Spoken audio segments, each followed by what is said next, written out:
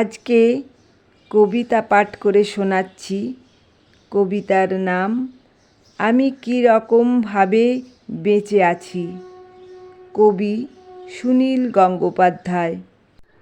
আমি কী রকমভাবে বেঁচে আছি, তুই এসে দেখে যা নিখিলেশ।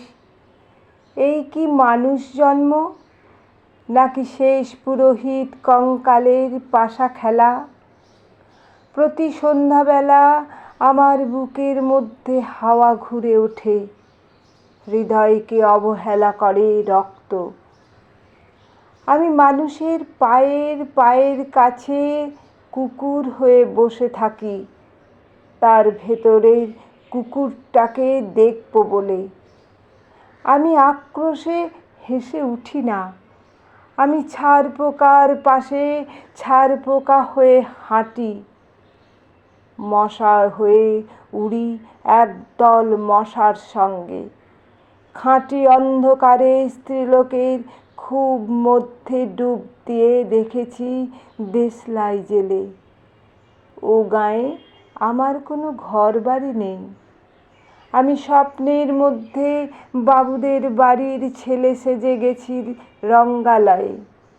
পরাগের মতো ফুঁ দিয়ে উড়িয়েছি দৃশ্যলোক। ঘামে ছিল না এমন গন্ধক যাতে ক্রোধে জ্বলে উঠতে পারো। নিখিলেশ, তুই একে কি বলবি?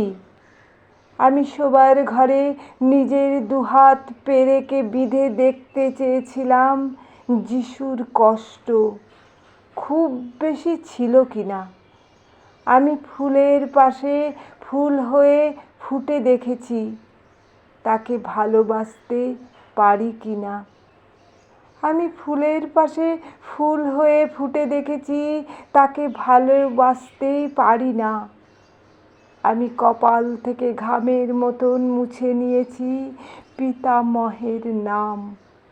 আমি শ্মশানে গিয়ে মরে যাবার বদলে মাইরি ঘুমিয়ে পড়েছিলাম। নিখিলেশ, আমি এই রকমভাবে বেঁচে আছি। তোর সঙ্গে জীবন বদল করে কোনো লাভ হলো না আমার। একই নদীর তরঙ্গে ছেলেবেলার মতো ডুব সাঁতার, অথবা চশমা বদলের মতো কয়েক মিনিট আলোড়ন, অথবা গভীর রাতে সঙ্গমরত দম্পতির পাশে শুয়ে পুনরায় জন্ম ভিক্ষা। কেননা সময় নেই। আমার ঘরের দেয়ালের চুন ভাঙা দাগটিও বড় প্রিয়। মৃত গাছটির পাশে উত্তরের হাওয়ায় কিছুটা মায়া লেগে ভুল নাম, ভুল স্বপ্ন থেকে বাইরে এসে দেখি উইপোকায় খেয়ে গেছে চিঠির বান্ডিল। তবুও অক্লেশে হলুদকে হলুদ বলে ডাকতে পারি। আমি সর্বস্ব বন্ধক দিয়ে একবার একটি মুহূর্ত চেয়েছিলাম, একটি ব্যক্তিগত 0 আওয়ার। ইচ্ছে ছিল না জানাবার এই বিশেষ কথাটা তোকে। তবু ক্রমশই বেশি করে আসে শীত, রাত্রে এরকম জলতেষ্টা আর কখনো পেত না।